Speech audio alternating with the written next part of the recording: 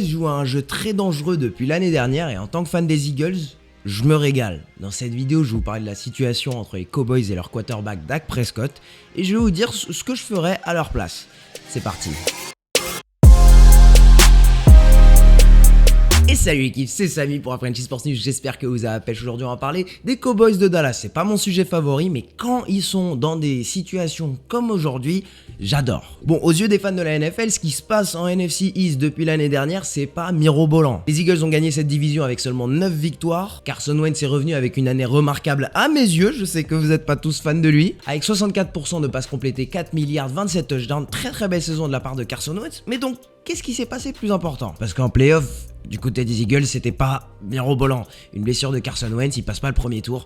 Ils ont quand même réussi à mettre la pression à Dallas en faisant deux choses, les Eagles. Déjà, médiatiquement, Dallas doit encaisser le fait de s'être fait battu par une équipe qui a plus de joueurs à l'infirmerie que sur le terrain. Mais en plus de ça, Dallas doit vivre avec un coup de pression managériale que les Eagles leur ont mis l'année dernière pendant l'intersaison. L'année dernière, les Eagles ont signé Carson Wentz et ont renouvelé son contrat. Alors que Dak Prescott et Carson Wentz sont sortis à la même draft, Carson Wentz a eu un contrat un an plus tôt. Avec un contrat de 4 ans, 128 millions de dollars et 107 millions de dollars garantis, voilà, Carson Wentz a son contrat et pas Dak Prescott. Je suis pas là pour débattre de si Carson Wentz vaut son argent ou pas.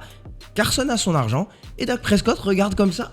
Lui, il a son argent, lui. Parce que Dak Prescott et Carson Wentz, on les a toujours comparés. Du côté de Carson Wentz, il y a des meilleures actions, il y a des meilleures stats, il a presque été MVP. Par contre, du côté de Prescott, il y a plus de victoires, il y a des playoffs. Il y a des playoffs et des victoires en playoffs. Il y a un argument du côté de Dak Prescott. Et en plus de ça, Dak Prescott, il est sorti dans la même draft que Carson Wentz, mais il est sorti au 4e tour. Il a touché moins de 3 millions de dollars depuis qu'il est en NFL. Donc Philadelphie l'an dernier, en donnant ce nouveau contrat à Carson Wentz, qui est entre guillemets comparé à Dak Prescott, ils ont mis le standard. Voilà, 4 ans, 128 millions de dollars, 107 millions garantis. C'est normal que Dak Prescott demande au moins la même chose. Et si t'es Dallas, quand tu négocies avec Dak Prescott, tu ne peux pas trop lui faire baisser son chiffre, parce que si tu lui fais baisser trop son chiffre et qu'il utilise Carson Wentz comme outil de comparaison, si Dallas demande de baisser ce chiffre, ça veut dire que Dak Prescott peut leur dire « Ok, donc vous ne m'estimez pas aussi haut que Carson Wentz, alors pourquoi vous voulez me signer de toutes les manières ?» Parce qu'on le joue 2 fois par an. Cette relation de confiance, elle est hyper importante. Donc peut-être surpayer Dak Prescott, c'est la solution.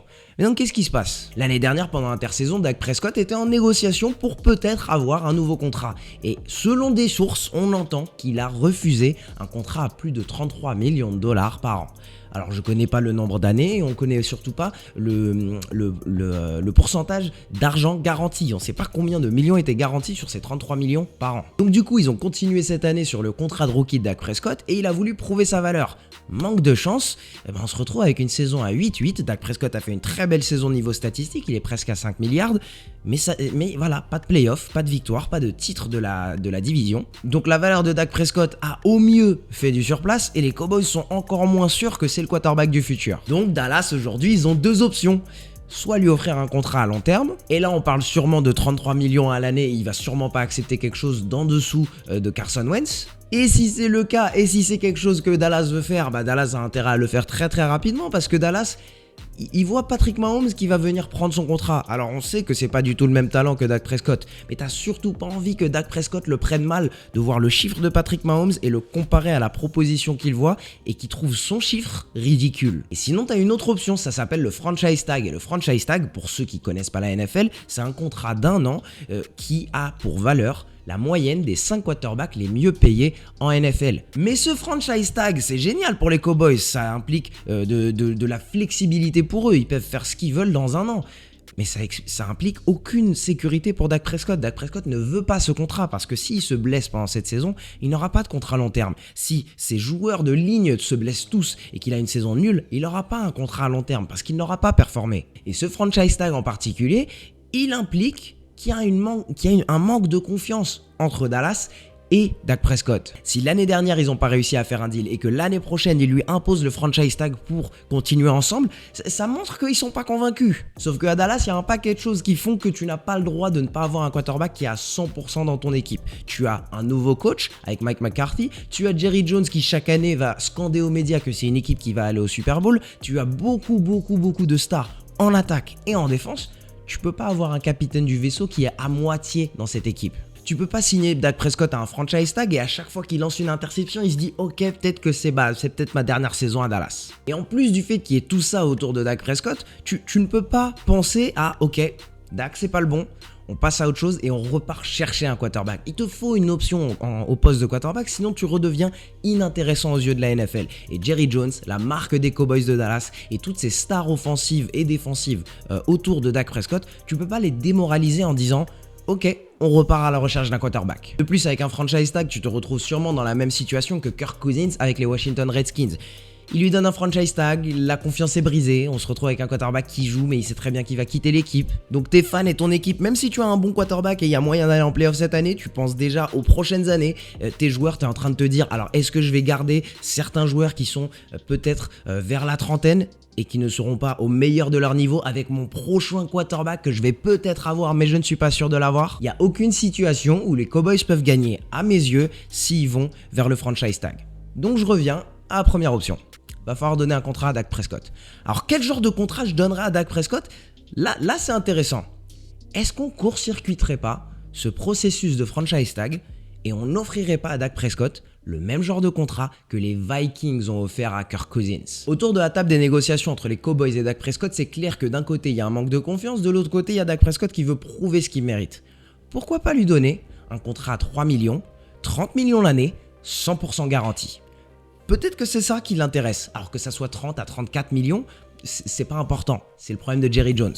Mais pourquoi pas lui offrir un contrat à moyen terme, comme ce qu'a fait les Vikings avec Kirk Cousins, 100% garanti, comme ça il a toute cette sécurité et tout cet argent qu'il n'a pas eu pendant son contrat de rookie.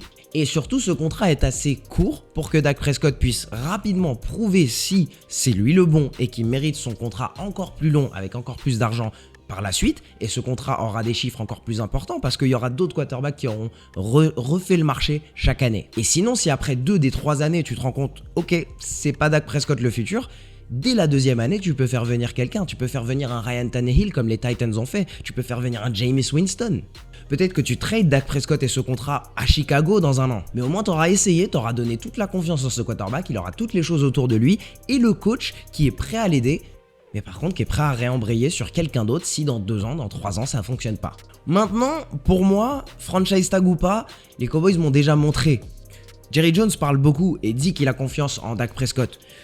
Moi, je juge quelqu'un sur ses actes, je juge pas quelqu'un sur ce qu'il me dit. Les Bears, ils peuvent me dire qu'ils ont confiance en Trubisky.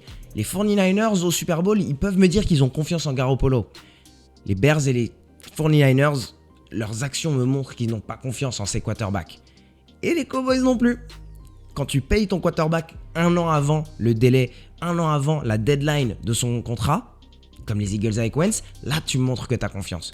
Quand tu es à moins 24 et moins 10 points en playoff, on parle des Chiefs avec Mahomes, et que tu continues à jouer le même style de jeu, là tu me montres que tu as confiance en ton quarterback.